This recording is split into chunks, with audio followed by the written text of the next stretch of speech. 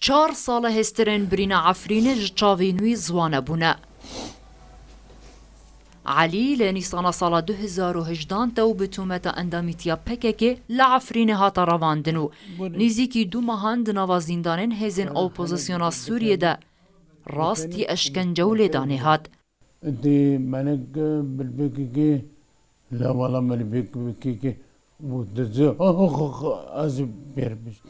Di encam de xwînberbûn di çavê wî de çêbû û cilta jî li dilê wî da. Elî tu caran ji Efrînê derneketibû ta dagirkirina wê. Niha li Hewlêrê dimîne, lê taniha birîna wî nehatiye kewandin.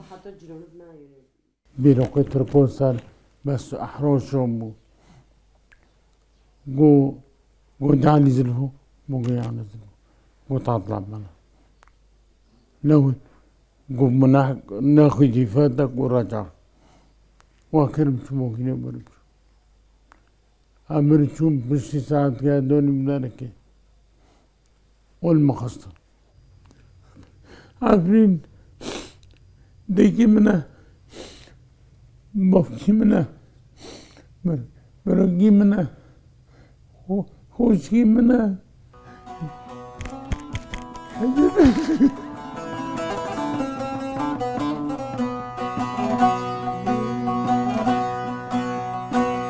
بشرمي جينا بزار خفكين صكو قرنهار بشرمي جينا بزار Naim jî di dema dagirkirina Efrînê ji aliyê hêzên girêdayî bi Tirkiye ve amade bû. مشكوكي هالكرن شما قولر زنبرن Naim xwedan peymangeheke hunerî bû li Efrînê.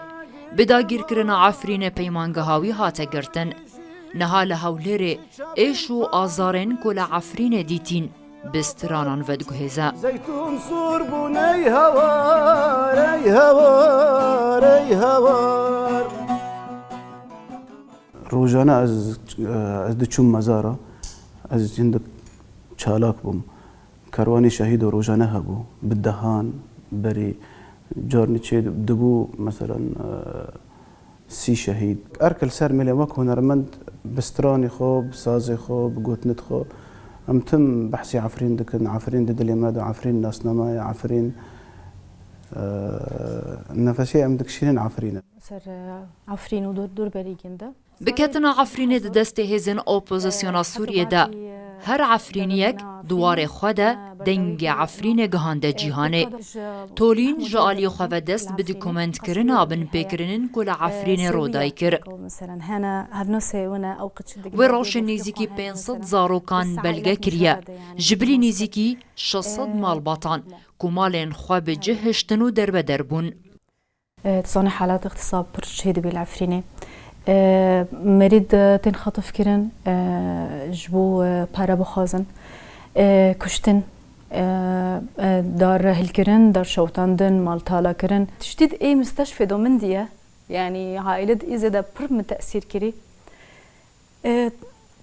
بربين أكيد شاركي بكم إيه دايكي خو هندو كري ولا إيه دبنين زاروك خو حرد زاروك خو كوير بينا بر حالتني هانا يعني جي از إيشاندم أنا أخذ منكم بلا زفير من بوش. Bi dagirkirina Efrînê ji aliyê hêzên opozisyona Sûriyên girêdayî bi Tirkiye ve gelek kes wekû Elî û Tolîn û Naîm niha pena berin. Rasta ew dûrî Efrînê ne, lê ta niha wan hêviyên xwe bi vegerê qut nekirine. Helepçe Sa'dûn, Rûdaw, Hewlêr. عفرينا وين ذاكرين